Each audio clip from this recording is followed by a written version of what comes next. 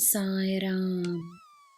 ನನ್ನ ಮುದ್ದಿನ ಮಗುವೆ, ನೀನು ನಂಬುವುದು ಒಂದು, ಜನರು ನಿನಗೆ ನೀಡುವ ಸಲಹೆ ಮತ್ತೊಂದು. ಇದರ ಮಧ್ಯೆ ನೀನು ಮಾಡಬೇಕಾಗಿರುವುದು ಏನೆಂದು ಯೋಚಿಸಿ ಒತ್ತಡಕ್ಕೆ ಒಳಗಾಗಬೇಡ. ನಿನ್ನ ಮಾರ್ಗದರ್ಶನಕ್ಕಾಗಿ ನಾನಿದ್ದೇನೆ ಎಂದು ಮರೆಯಬೇಡ. ಚಿಂತೆಯಿಲ್ಲದೆ, ಅನುಮಾನವಿಲ್ಲದೆ, ಭಯವಿಲ್ಲದೆ ಮುನ್ನಡಿ. ಸಮಯಕ್ಕೆ ಸರಿಯಾಗಿ ನೀನು ಏನು ಮಾಡಬೇಕೋ ಸ್ಪಷ್ಟವಾಗುತ್ತದೆ.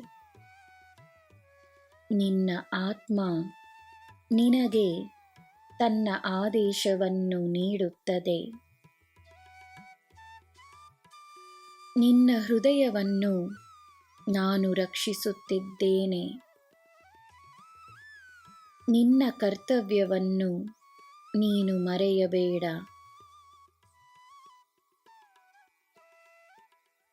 ಜೀವನದಲ್ಲಿ ಎಲ್ಲವೂ ಇದ್ದು ಏನೂ ಇಲ್ಲವೆಂದು ಅನಿಸಿದರೆ, ಅದೇ ಸಮಯ ಅದು ಏನೆಂದು ಅರ್ಥವಾಗದಿದ್ದಾಗ ನಿನ್ನ ಗಮನವನ್ನು ನಿನ್ನ ಸುತ್ತ ಇರುವವರ ಮೇಲೆ ವಹಿಸು. ನಿನ್ನಿಂದಾಗುವ ಸಹಾಯವನ್ನು ಮಾಡು. ಸೇವೆಯ ಮನೋಭಾವನೆಯನ್ನು ಹೆಚ್ಚಿಸಿಕೊ. ನಿನ್ನ ಬಳಿ ಬರುವ ಪ್ರತಿಯೊಂದು ಸಲಹೆಯನ್ನು, ಪ್ರತಿಯೊಂದು ಮಾರ್ಗದರ್ಶನವನ್ನು ಗಮನಿಸು. ಒಂದಾದ ಮೇಲೆ ಒಂದು ಅನುಭವಗಳಿಂದ ನಿನಗೆ ನಿನ್ನದೇ ಆದ ದಾರಿ ಸಿಗುತ್ತದೆ. ನಿನ್ನ ಪ್ರಶ್ನೆಗಳ ಉತ್ತರಗಳು ಸಿಗುತ್ತವೆ. ನೀನು ಯಾರೆಂದು ನಿನಗೆ ಅರ್ಥವಾಗುತ್ತದೆ. ನಿನ್ನ ಜೀವನದ ಉದ್ದೇಶವನ್ನು ನಿನಗೆ ತೋರಿಸಬೇಕೆಂಬುದೇ ನನ್ನ ಉದ್ದೇಶ. ಅದೇ ನನ್ನ ಕೆಲಸ.